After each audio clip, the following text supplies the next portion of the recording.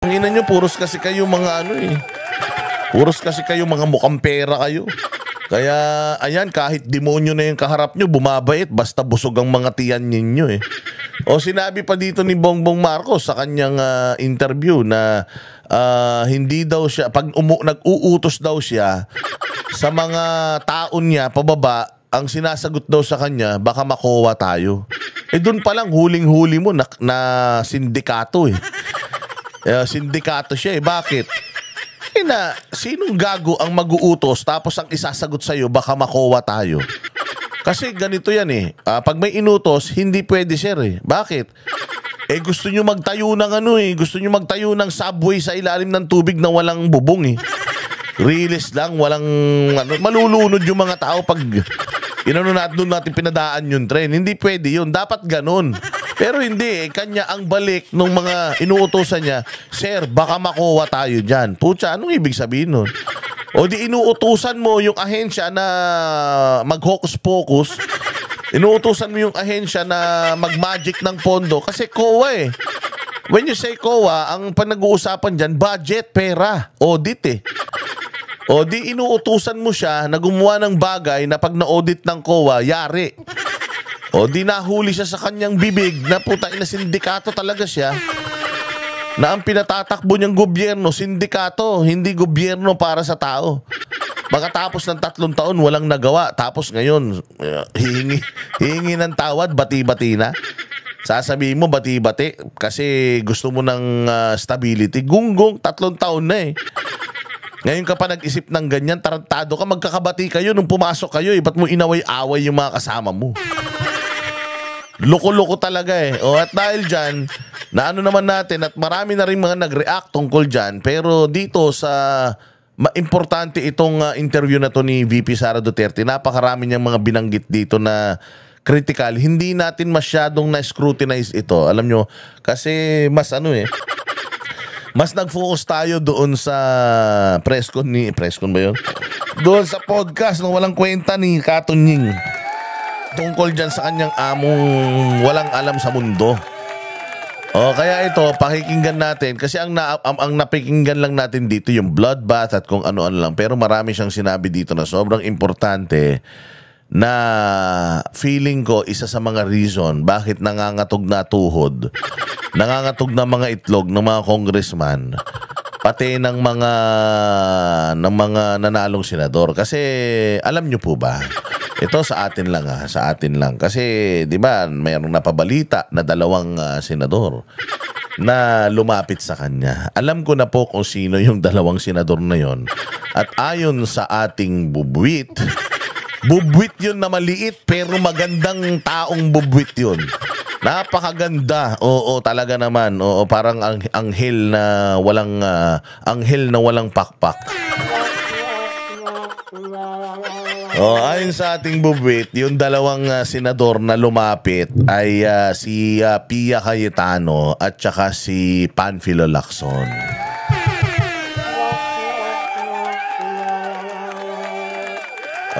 Sila daw yung mga ito, ayon sa aking bubwit lumapit na sa kanya at nakipag-usap na sa kanya patungkol dito sa impeachment. Siyempre alam naman natin si Pia and si Ping Lacson is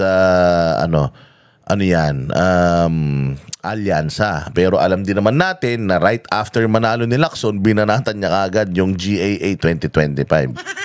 At sinabi niya na pinaka-corrupt na general appropriations daw yan. So it's a direct hit or direct attack sa pumirma niyan, which is sino? Si Bongbong Marcos na campaign manager nila. Deserve naman ni Bongbong Marcos na traidorin siya eh. Kasi ito talaga si Lacson, walang affiliations talaga ito. Si Lacson is always a trapo. Lagi yan nasa gitna, wala yang kakampihan. Mas gusto niya yung ganyan para makakapaglaro siya sa magkakaibang kampo. Kaya nga yan, kinuha siya ni BBM. Akala ni BBM siguro kaya niyang gaguhin yan. Alam ni Lacson, adik eh. Di ba? Alam ni Lacson na ganun eh. Bakit? Hindi ba si Lacson mismo nung 2022 at saka si Manny Pacquiao ang nag-request na magpa-drug test lahat ng presidente. O hindi ba sila? Kasi nga alam nila yan.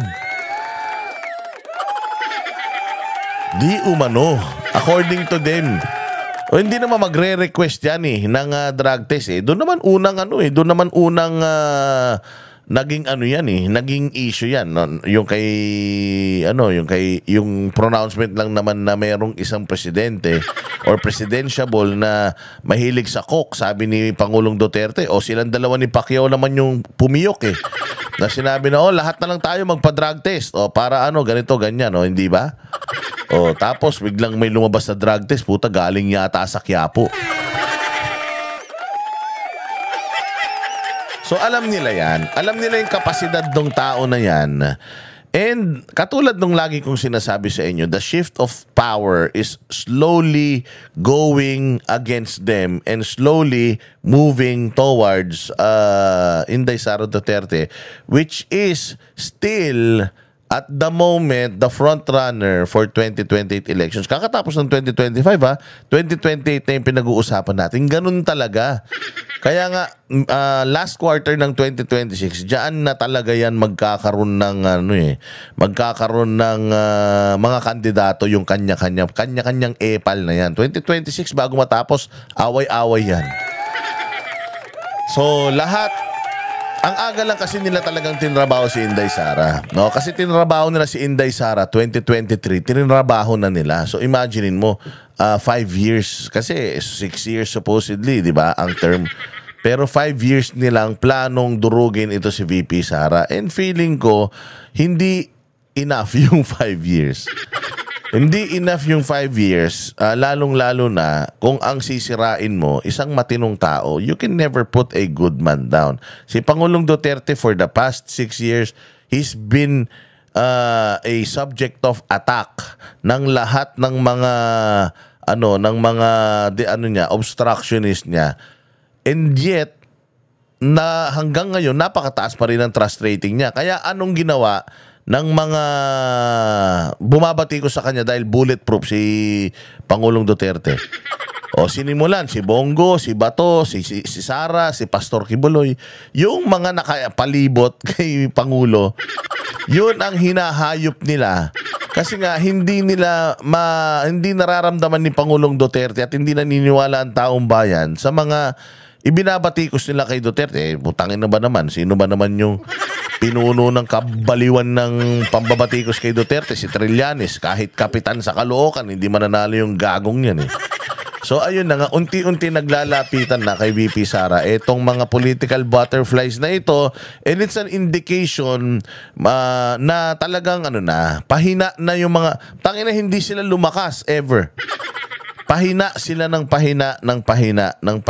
And si Inday Sara nagbubloom and ready na sa 2028 bakbakan.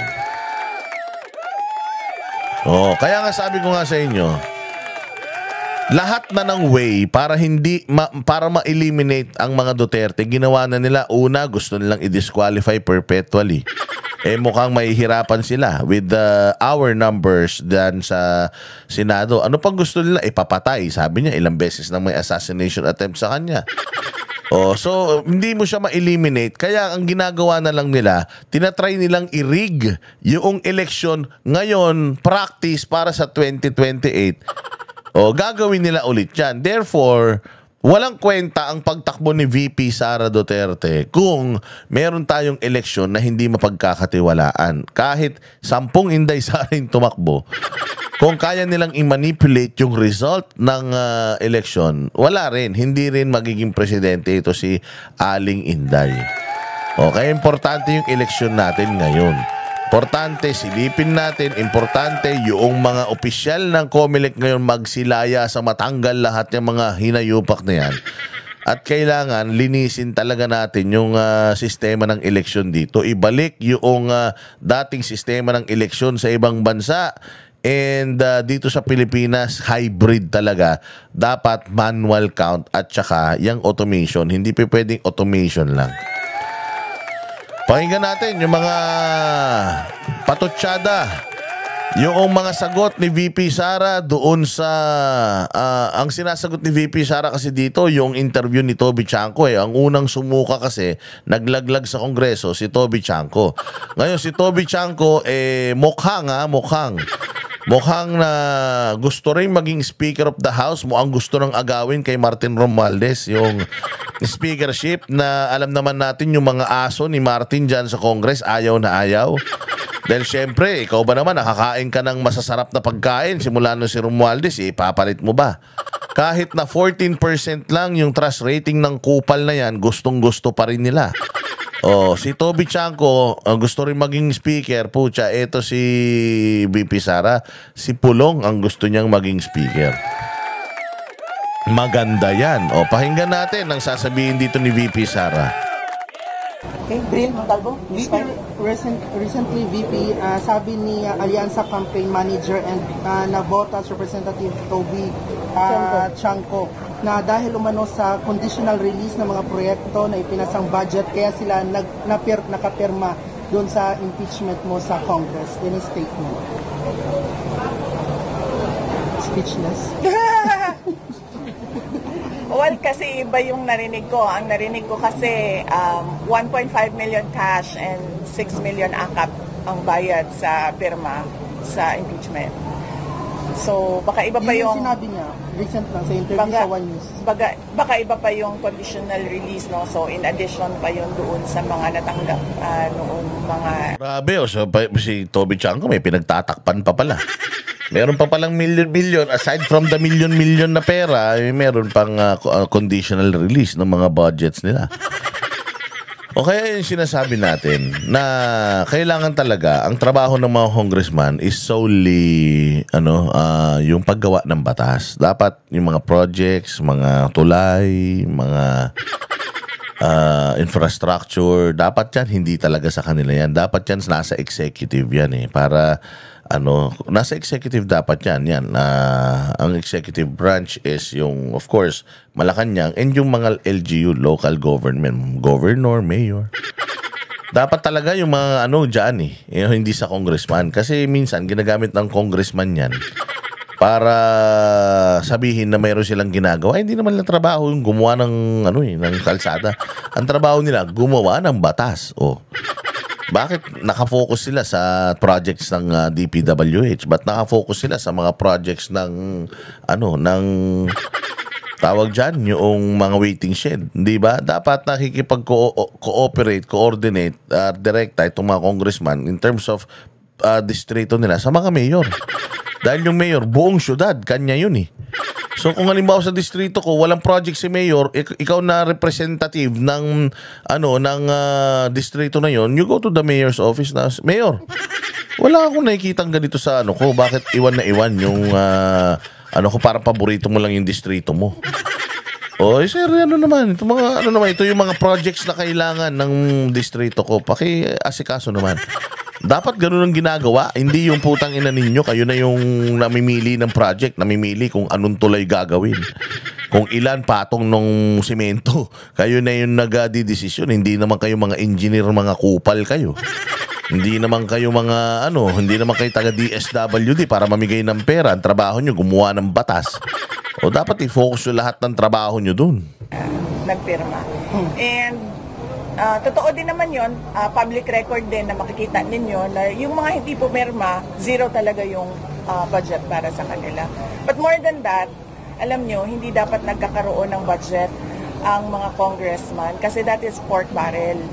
Hindi sila dapat nagkakaroon ng apportionment doon sa projects ng executive department kasi ang trabaho lang naman ng congressman ay gumawa ng batas. Hindi siya pwedeng kumuha doon sa budget ng mga departments natin. So, madaming irregularities and malamang yan din yung protesta ng pagkaraniwan na mga tao na hindi nagagamit ng maayos yung pera ng bayan. VP, sinabi din ni Toby Chanco na nabawasan daw yung boto ng kandidato ng mga alyansa dahil nga ito nga sa impeachment na inilabas ng Congress. Yan ang hindi ko masasabi without without a study. Baka merong access sa study si Congressman Toby Chanco, kaya niya nasabi ng ganyan. But hindi ko masabi yan kung yan ba ang rason kung bakit pangit ang resulta ng mga senators doon sa alyansa. RJ Relator, Jermaine Buntan. Ma'am, regarding sa result sa senatorial candidates, ma'am, ano tingin niyo magiging takbo ng impeachment trial, ma'am? How positive are you na, or confident are you na ma-active kayo, ma'am, dun sa impeachment trial sa Senate po? Wala akong expectations of acquittal or a verdict guilty. Basta sa akin lang ay tinanggap ko na kung ano yung magiging verdict. Whether guilty man yon or acquittal, I'm already at peace. At Yan yung isang maganda kay VP Sara Duterte. Na kwento ko na yan sa inyo na yung iyong weakness, yung iyong fear, use it as a cloak. Hindi ka nila kayang saktan. Kapag ka ikaw, tinanggap mo na sa sarili mo yung mga bagay-bagay, they cannot use that against you anymore. Kaya nga ako, sa pagvo-vlog, noong ako'y nagsisimula pa lang, sobrang affected din ako sa mga bashers. As in, lahat ng mga negative comments nila about me, talagang iniisip ko. And affected ako. But as it drag on, na-realize ko na hindi ako magiging effective na content creator kung masyado akong nakadepende sa negative, mas madaming mga tao yung positively na aabot ko. So, bakit ko isipin yung mga negative? Kung 10 lang yung negative, 100 yung positive. And then, para sa akin, hindi ko na dapat pinapansin yung negatibo. At saka kung ginagawa ko sa mga bashers, putya na, tuwan-tuwa ako, ibig sabihin, meron akong naiinis. Kaya pag may mga basher ako, talagang tuwan-tuwa ako, hindi ako masaya sa isang araw na wala akong nakikitang basher. Tuwan-tuwa ako kapag may mga basher at saka yung mga basher na yan, putang ina, pinanliligo, inaalmusal ko na lang yung mga negative comments ng mga yan. Hindi ako nagva-vlog dahil sa mga basher because haters are gonna hate. Doon ako sa mga naniniwala sa akin. So kahit na ano pa yung chismis na ilabas tungkol sa akin, if naniniwala yung karamihan ng mga nanonood sa akin, doon ako dapat maging masaya. So, yung mga basher, wala na sa akin yan. Wala na sa akin yan. Walang kwenta. Ganun din kay VP Sara. Lahat ng pwedeng mangyari sa kanya, possibilities, tinanggap niya na. Matanggal ako, hindi na ako makatakbo ulit. Okay lang. Makaka-focus ako sa family ko. Sabi ka nila, when a door closes, a window opens. So, kung nagsaradong pinto ng politika sa akin, di magpakasaya na lang ako being a private citizen. Pwede na siyang magnegosyo, pwede na siyang... she can go anywhere without being followed. Without being scrutinized by itong mga fake news peddlers, katulad yung mga pagpunta-punta niya sa ibang bansa. So, pwede niya nang gawin yun. So, it's a win-win for her. Ito ang maganda sa mga politiko. Ito ang maganda sa mga politiko na yung kanilang mga titulo hindi pumapasok sa ulo nila. Yung mga titulo nila nasa puso, ibig sabihin, kung manalo ka man bilang mayor, bilang opisyal ng pamahalaan, talagang magtatrabaho ka. Ito ang maganda sa mga ganitong klase ng tao, di katulad mga congressman. Puros personal na agenda, puros pansariling kapakanan, puros pagnanakaw ang mga gagawin. Kaya takot na takot silang mawala yung kanilang source of, yung kanilang gold mine, ika nga. Takot na takot silang mawala yun sa kanila. Kaya lahat ng kahayupan, kademonyuhan, gagawin ng mga yan para lang makayakap sa kapangyarihan at mas marami pa yung perang madala nila sa impyerno na akala nila kaya nilang bilhin si Satanas para bigyan sila ng magandang higaan sa impyerno pag nangamatay sila. Ang di nila alam, putang ina, sa kumukulong asupre, magsuswimming sila doon. Buong panahon na nandoon sila sa impyerno. Na lahat ng mga nanakaw nilang mga pera, putang ina, hindi nila alam. Si Satanas, seryoso siya sa trabaho niya, hindi mo siya mabibili. Yari kayo. Hindi ko alam kung paano boboto ang mga senators. If at all there will be a trial, I think it is wrong to start counting votes now because they haven't seen evidence yet. They haven't seen what the prosecutors have. They haven't seen what our defense is. So, parang mali siguro na magbilingan ng boto ng walang trial. Pero, ginagawa siya ng publiko. So, basta sa akin, tanggap ko kung anong mangyayari, anong magiging ending noong impeachment. Pero yung preparation po ng mga lawyers natin, kamusta po? Lawyers, okay naman sila. In full throttle na yung kanilang preparations for the impeachment, and of course they would not want a trial.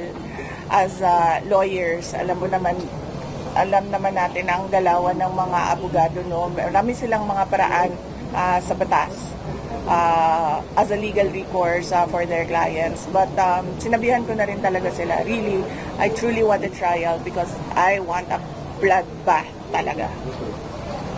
Okay. Ma'am, we have Kyodo News, a Japan media base. Ken Sasaki, go ahead. Japanese na To the previous survey, 9% could not secure the Oh, hindi ba bloodbath? Alam mo, dahil dyan sa bloodbath na yan, ang daming mga congressman, ang daming mga tatanga-tanga sa idioms o figure of speech. Alam mo, noong ako'y nag-aaral sa high school and college, trip na trip ko yung figure of speech. Pag yan na yung mga yung subject ko sa English, yan na. Oh, tuwan-tuwa ako dyan. O kasi yung mga cynical, mga sarcasm. O dyan yung pinag-aaralan eh. Putang ina tong mga congressman na to. Sinasabi pa nila na hindi daw mabuting halimbawa si Inday Sara dahil sa pagkabayolente niya. Mga gago. Alam mo, hindi mabuting halimbawa kayo. Mantakin mo kahit grade 2 alam na figure of speech ito. Figure of sinong tarantado naliligo sa dugo? Putang ina nyo. Ha? Walang tarantado naliligo sa dugo. Kung maligo ka sa dugo, putang ina niyan, baliw ka na nun. Kaya, putang ina niyan, dinuguan, maraming kumakain. Kumakain ng dugo, ayan, yung mga mister dyan. Na hindi makaantay, puta, sinabi na ngang dinuguan, kulit-kulit pa din. Pero yung putang ina yung bloodbath na yan, it's a figure of speech. It means she's in for a war. Makikipaggera talaga siya. I mean, and she wants it. Gusto niya yun. Oo, sabi nga any lawyers, ang gusto ng halos lahat ng mga abogado is hindi magkaroon ng trial. Kasi nga, sa trial, 50-50 ka. It depends on how good your lawyers are para manalo ka. It depends on yung mga ebidensya na hawak ka o hawak mo, doon nakadepende yung panalo mo. But if walang trial at all, wala kang katalo-talo. So, lahat ng mga abogado, ganyan ang gusto. Ha? Lahat ng mga abogado, ganyan ang gusto. Gusto ng mga ganyang kaperahan. O kaperahan. Mga ganyang walang trial. Pero sa isang abogado o sa isang akusado na gustong-gusto ng trial, alam mo ibig sabihin nun? Sure win. Kumbaga, alam ko na wala akong ginawa. Pangalawa, alam ko na grade 1 lahat ng kalaban natin. Alam ko na mga hindi patulian, mga supot pa. At mga bobo yung mga yan. Kaya tara, i-expose natin.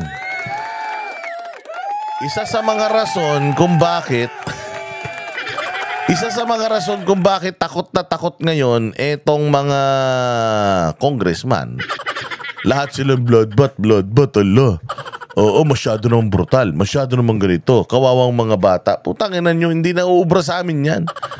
Mga gago. Walang batang nanonood.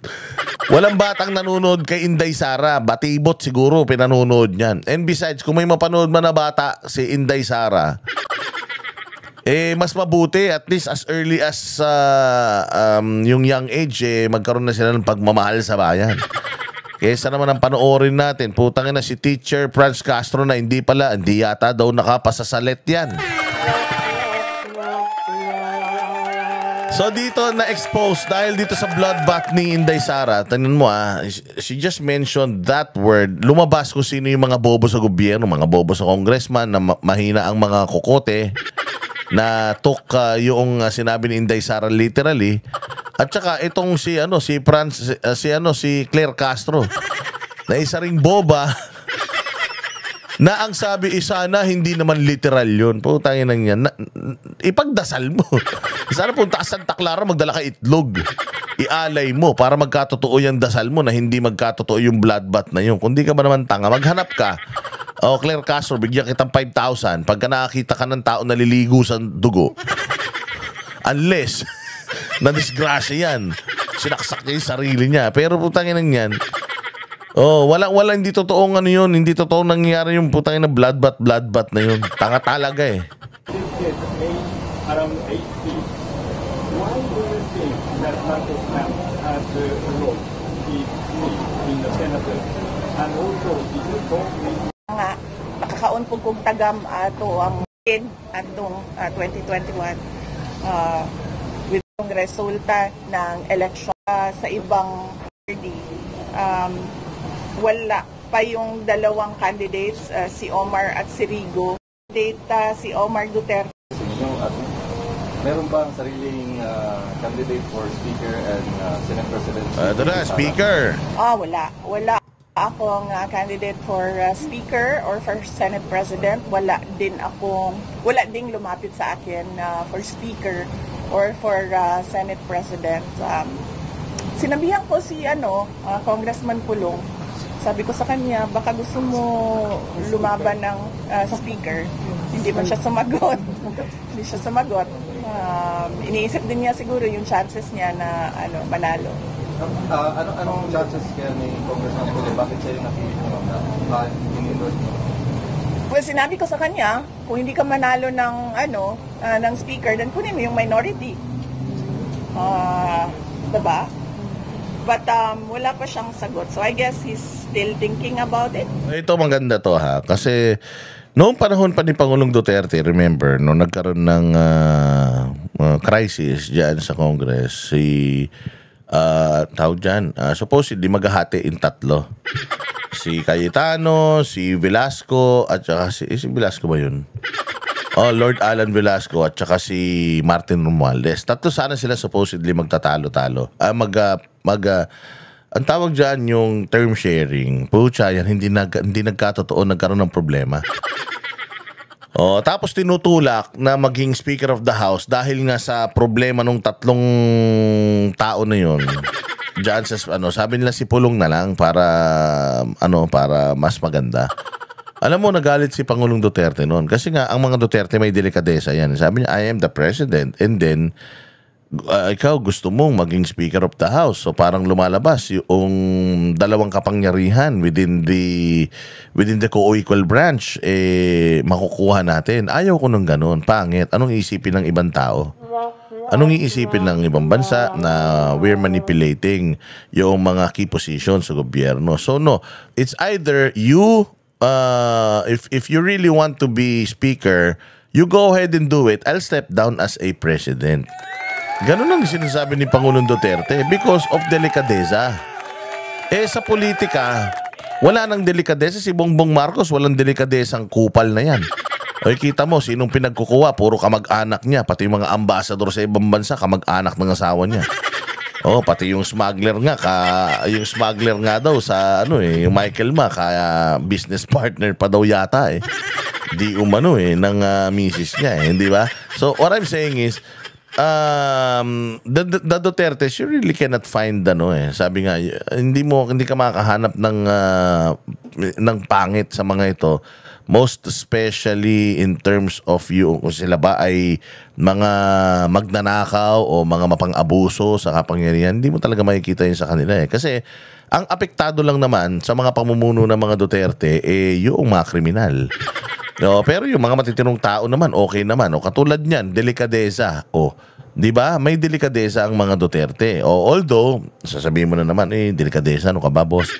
Tayo na sa Davao nga sila lang nanalo eh. O kasi nga sila lang talaga yung kandidato na kahit sabay-sabay manalo, tuwan-tuwa ka. Alam mo kung bakit? Kasi alam mo mabubuting puso nitong mga to. Bakit mo pipigilan ang isang pamumuno ng mga Duterte, ang katulad ng pamumuno ng mga Duterte na walang ibang layon kundi ayusin, pagandahin ang nasasakupan nila?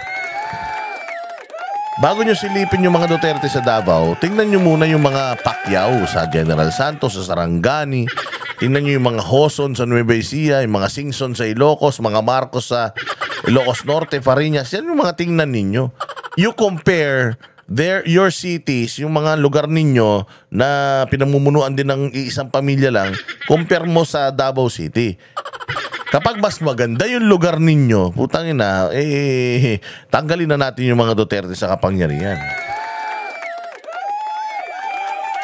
At marami pang ibang mga political dynasties dyan. Wala masama sa political dynasty. Kung gusto nyo ipagbawal yan, okay lang din. Oo, pero hanggat hindi pa naman pinagbabawal yan at may mga Duterte pang tatakbo, putang ina, i-utilize natin. Hulog ng langit ang mga Duterte na yan.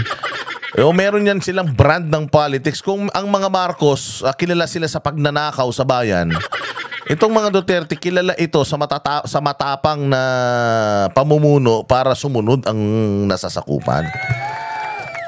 Kami ang boses ng masa, hindi natatakot. Katotohanan lang, di kami nalulunod.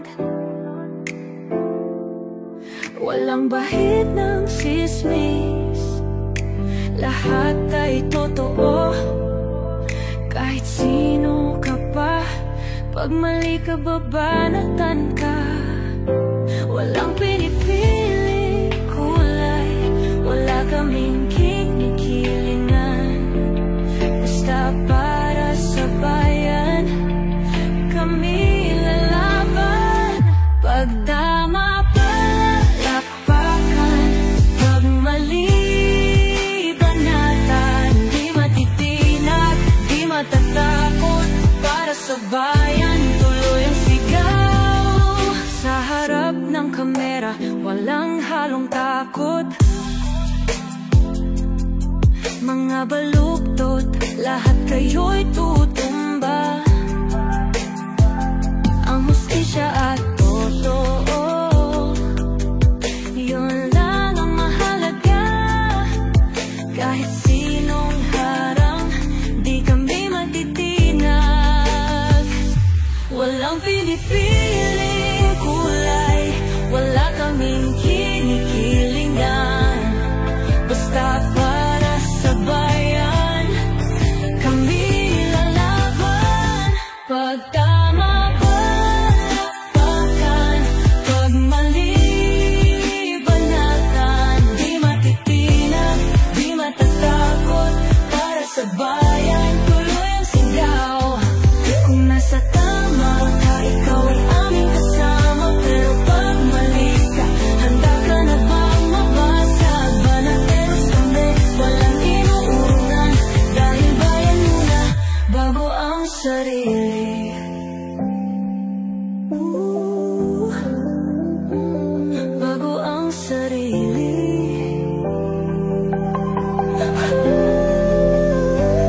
Pag tama palakpakan,